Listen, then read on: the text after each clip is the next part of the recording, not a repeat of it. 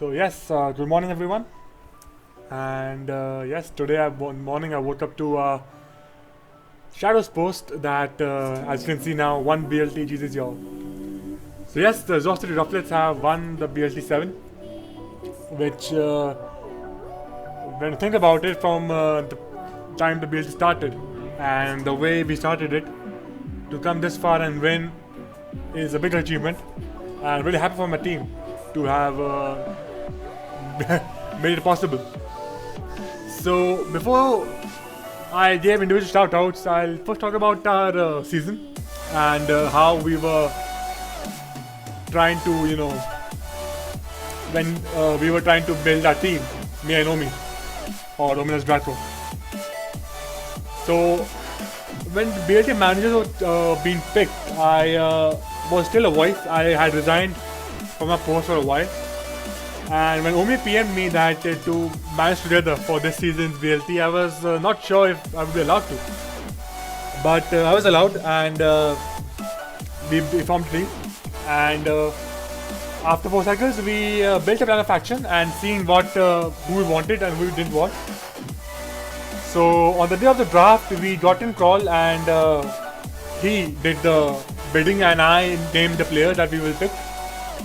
So yes, and with that being said, we picked the following players who were Alaprizza, Bleemax, Floss, Orsmet of Farieta, then Shadow, and Anthony or We or Yoshi.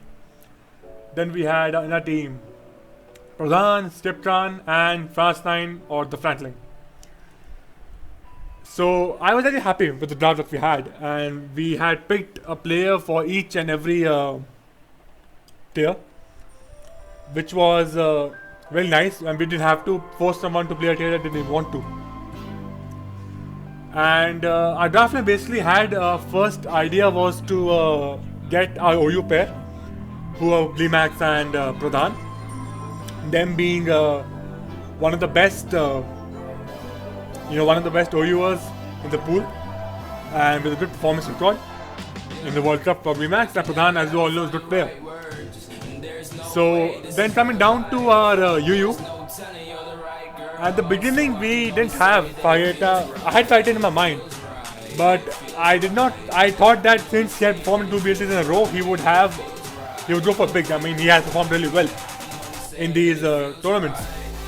So my first priority was NRTS, who would be quite cheaper as compared to Farieta. But NRTS got taken by the Norms, I believe. And looking at I looked at the pool again, and Farieta still got taken, which was a surprise for me because I thought that he would go for big money. Which he did not. So he went really cheap, and I was really happy having picked him up. He's a great player, someone who is really active in building, and helping him was PDT or Pin Dragon Tamer, who was brought in by Ringleo, and huge shout out to you, PDT. I mean, you really helped out my man Mega here with building teams, helping him out, testing, etc. So huge shout outs to you, and to be able to help out our UU, and because because the meta was changing so much every week, and you can't settle down. So you two, Farieta and Meta, really worked hard together to build teams every day for the new meta, which is really cool, very cool. Next, I had made up my mind. I was going to pick Dark9, and I was adamant that I would go for him because I played him last year. He's a great guy. I know him very well now, and you didn't have the best BLT, of course, my man, but your skill and quality as a player is not to be undermined. You just had a very off season, and but you did win the finals, which counts. So yeah, and I believe you're into Grand Slam playoff as well now. So good for that. Next we had NU. Now for NU we had I had made up my mind again, me and Omi, that we would go for Stiptran. He was at the time playing NU ladder top and doing quite well in that. So I saw him last year as well playing PU for the Rashidams, and I also knew that he's a very great player. So for NU, I believe that even if I get skip here, it would be self-sufficient and won't need much help. So yes, that's what we did, and we got him for cheap as well. Actually, we're not surprising the amount we paid were not that much. I don't think we played more than 20k, or even reached 20k for any of our players. So that's really cool. Next, we have our double zero slot, which was Shadow Master 7. Okay, Shadow. Again, before the draft, me and Omi knew that we will not be able to do much help in double Zoyu and Claw in monotype. So we wanted to pick players who would be self-sufficient in the tier and be able to build their own teams. Of course, we could give them our own feedbacks, but more or less it would be their ideas and would be their show altogether. So that's why we went to Shadow. I mean, Shadow was one of the best Gen 8 double Zoyu players at the time. He had good DPL. And he had Rizalto as well, so I knew, and again, he's a dear friend, so I wanted to get him. We got him, albeit some money had to be paid, but we got him. And I think he played quite well. I'm not sure about the record. I didn't keep track of that, but I'm sure he played very well overall. Let's see the record. Okay, top left. Yeah, you went 5-5. Hey, I did that. You don't have to make greatest of matchups in the tour. So it's very nice that you were able to at least finish even and not negative.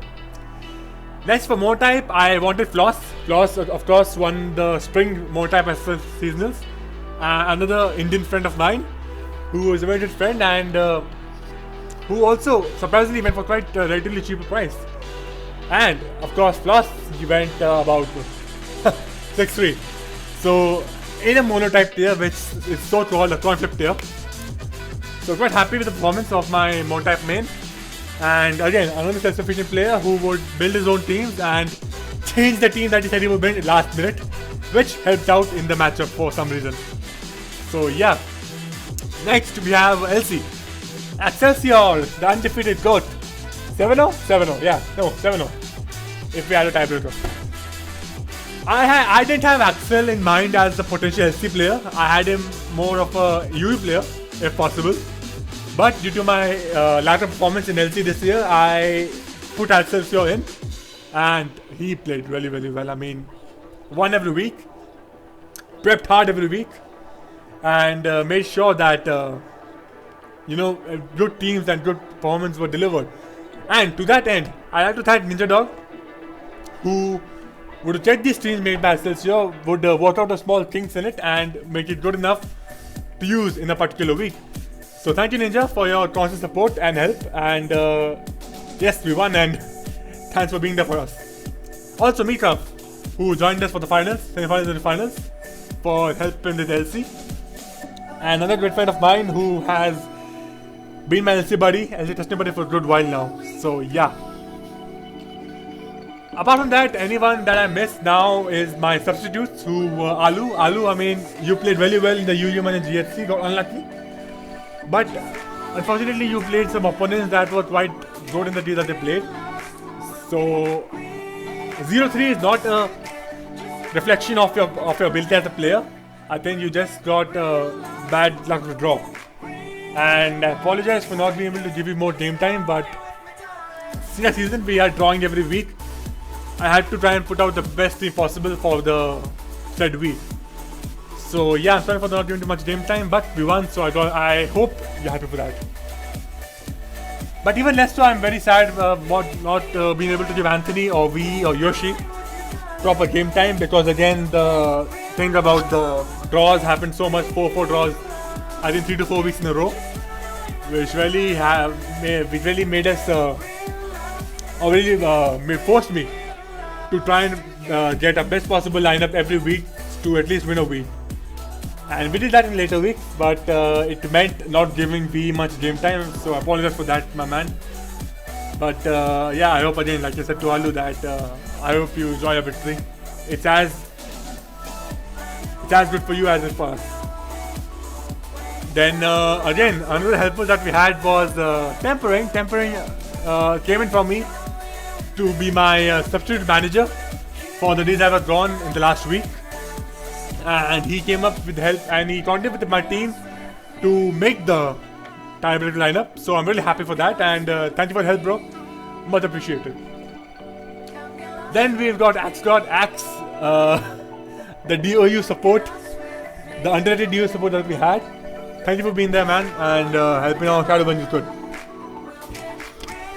Next we have Stormzone. Stormzone, who is the Bleemax's helping building buddy and supplied us with team. Him and Christ, two of our best Bleemax buddies who helped out with the OU area and helped us build good teams every week. So thank you for that, and thank you Bleemax and Pradhan for being self-sufficient in OU and getting us the win that we needed in very crucial weeks. The remaining players that we had to shout out are King Leo 5, who became my student manager after unfortunately Omi disappearing. Excuse me. And of course he brought Pintaratema in our team, so huge shout outs to you, man, and hope someday we might manage a team together, because I know you had a bad experience with managers, and I hope I can be someone who would give you a good experience as a manager. So yeah, thank you for being there, man.